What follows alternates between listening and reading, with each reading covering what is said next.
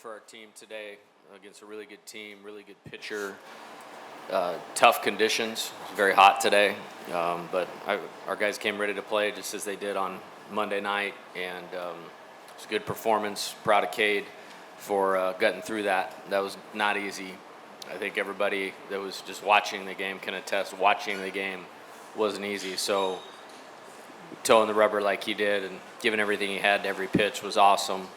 And then great performance by Derek, great performance by Josh. Really good job by our entire lineup throughout the game today. And get ready for tomorrow. Hey, Coach, right here, Perry White with On the Yard Network. With a talent-filled roster, how does one go about managing and finding who's hot, who's not, or trusting in the guy when you least expect it? Yeah, I think just taking it one day at a time, focus on the game in front of you. I think, our method to how we treat the season helps us in postseason play, as we treat the season like a 56-game playoff. And everybody, understands what their job is on a particular day. We try to communicate that well. As far as, choosing, you put a lot of hay in the barn as far as preparing. And I don't have a better explanation for it other than try to get it right. And don't just throw things up on a board, but a lot of time and effort and looking at things. And, when you have good players, it certainly helps. Back over here, Coach, on the floor. Yeah, Coach, from June to February, what did you see in Cade that took him from whatever his role was last year to what he is now? Yeah, I think there's a few things that come to mind. When we lost last year in Chapel Hill, it was a very difficult loss for all of us. And the first thing I noticed, he took that really hard. Like, he'd pitched in the game before that we won, didn't pitch in that game, wasn't able to. And he took that hard, and that was the first, kind of like that. I knew he's a great kid and all that, but I kind of liked that. And then he really went to work physically on his body. He's much stronger.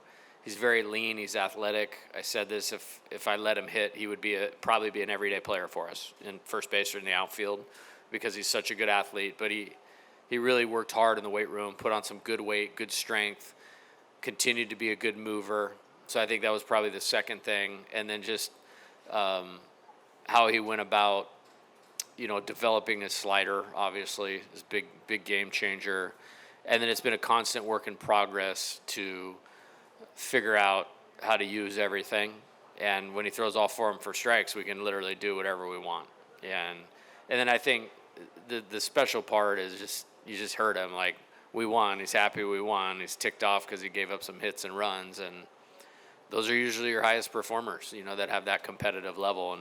And he's got all of it. I mean, there's very few guys that have all of it. He's got all of it. Coach to the front. Coach, how much do you think the 2 long innings affected Cade in the later stages of this game? Knowing what a team guy he is, he said it didn't, so I believe him. I don't think there's a pitcher on the planet in a super regional game wouldn't prefer 13 runs in over 2 innings and a long rest. We kept him moving. We've had long innings this year when you have a good offense that happens. But it was hot. It was hot and it was a good team. And I think the story is him persevering through that. If it was a regular season game, maybe we would have taken him out a little bit earlier. But, there's nobody else I want out there and on the mound. And, he gave up some runs there in the 6th and the 7th. But just getting those 2 innings checked off without having to use somebody else become very valuable, not just in the game today, but in tomorrow and the rest of the series. Coach Josh Pearson just always seems to deliver when you call his number. How is he able to do that day in and day out when you ask him? He's a good player. He's a good hitter. Character, makeup, toughness, raised right, best parents in the world. Will be odd not having him here. Because that's my only guy. The 4 years together, that's it. He's really dialed into the right things, much like Cade, much like Derek. The 3 guys that every time I come up here, I find I'm talking about who they are as people as much as players. And he's at the forefront of that. I mean, it's his last go round here at LSU, and he's had a good season. I mean, pretty sure he's hitting over 300 or right at 300. He has a bunch of homers and kind of in and out of the lineup. And he's always ready when we call his name. He had a good series at South Carolina. He started 2 of those games. He's the best. He's just the best. In the back, Coach. You mentioned just what Cade did, saving those last couple innings, but how about the 3 guys you rolled out there and how it sets you up still for what's to come? Yeah, it was good. I thought DJ very efficient right there. You know, they obviously have a number of left-handed hitters in the lineup, so we may need to utilize him again. So doing it in 2 pitches, I thought it was good to get him back on the mound again after the last appearance. And then I thought William did some good things, and I mean I want to get him in these games because he's going to be starting one of them probably, you know, at some point next year. So I thought that was good experience. Kyle West is a heck of a hitter. I mean, he's a heck of a hitter. So, you know, I wasn't worried about the homer. You want to go get the first guy, you know, when he got him to 2 strikes. And then I thought Maverick was great. I mean, he's continually getting better, and that's great for us. Coach, right in front of you. Right on, Coach. You've changed the lineup a lot the last 2 games. The guys have responded really well to that. You've written a lot of lineup cards in your career. Is that something that's special, the way these guys are able to, whatever their role is, just adjust and produce immediately?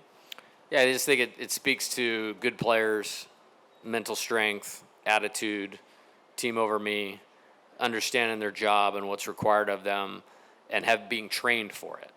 And, you know, there's a lot that goes into it. There's a reason, like, we don't skip a day of skill work. Like, we literally start the first day of school, you know, when it's 1 billion degrees like it was today. And, you know, develop a process of being a good offensive player. And then you have guys for a couple years or 4 years like Josh, and they're always ready and prepared. And, you know, it's happened a couple other times. And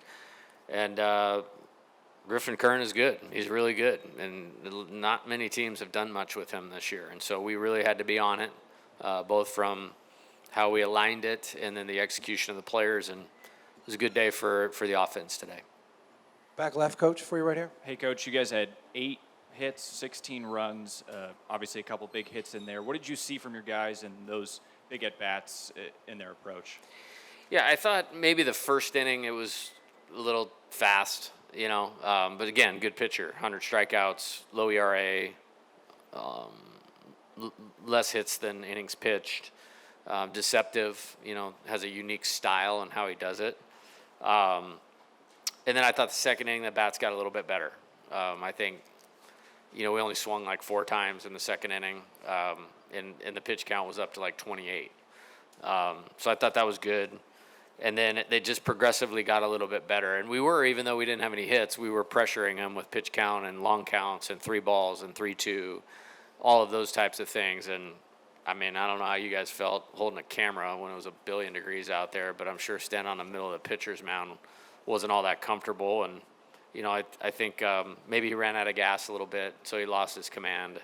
But, you know, good for us. You know, sometimes when you're facing a good guy, you got to hope he's off a little bit. And, you know, tough environment, just like I said. That's why it's amazing what Cade did today, to stay out there for 7 innings and 100-plus pitches and execute well and give our team a chance to win. Back right, Coach, over here. Hey, Jay. Corey Diaz with the USA Today Network and the Daily Advertiser. Last weekend, you had that first chance to close the door and get to Supers. You had to play the if necessary. From a mindset and approach perspective, what do you hope's different about the team when they get to the ball field tomorrow, so you guys can get this in a sweep instead of having to play the 3rd game? Well, they want to win it. You know, they want to do it, and doesn't mean they didn't want to win it or do it last week either. I think we'll be in a good position to get some rest tonight. You know, use the football facility to get recovered, reset, get body temperatures down, hydrate, get a good night's rest, coaching staff go to work. There's some things that I feel like I learned in the game today that we need to make some movement on, you know, to be better prepared for tomorrow. So use that time well, but this isn't about like motivation at this point in time. This is purely about mindset and execution. Glenn. Jay, was Cade hurt at all when he got hit in the arm? Was there any swelling, or was he in any pain right off? Yeah, he was okay. He just wanted to throw a couple. I mean, it stung him pretty square on the forearm. And that's why I stayed out there and stood behind the mound to see how the ball was coming out, and quickly turned and looked at the gun and looked normal for a warm-up pitch. And he's okay. That was in the second inning, I believe. So to go 6 after that, he's good. And you made some changes because of the left-hander. Have you made a dramatic change like that before, putting Curiel all the way down to 7? And just with some of the background on the batting order changes. Yeah, he's not hit 7th this year. That's for sure. It just, in a game like this, against a pitcher like that, he's very different than what we have seen, even relative to left-handers and SEC left-handers. And I just think that guys really did a good job of what they needed to do. I don't even really think it had a lot to do with shuffling the deck and the order, but he had an excellent performance today. You really have to stay in there on him, the way he steps and where he delivers the ball. It's almost completely out of the batter's eye. So he can be really, really tough on lefties, but he executed it perfectly. He kept his feet in there and got hit by a pitch on the first one and stayed on that slider and hit a bullet out of here. That's impressive to be able to do that. So he did what he needed to do, and like I said, I think it's more about the players executing than anything else. Last 2 questions for Coach right here in the front, and one more up here. Coach, Matt Miguez with ESPN Southwest Louisiana. Going back to the 16 runs on 8 hits, you guys also drew 8 walks and had 5 hit batters. Can you talk about your offense making the most of whatever opportunities present themselves? Yeah, I thought it was a complete performance. Again, the hits didn't come in the first few innings, but we made the pitcher work, and that was really important today, especially when we have a really good pitcher going. And he had some really good innings there in the 3rd and the 4th and the 5th where, their pitcher didn't get a chance to sit down. They had to go right back out there. So I think those free bases helped. And then we set the table with 2 hit by pitches. Both of those were with 2 strikes, so that was really important. And then Derek executed his plan very, very well.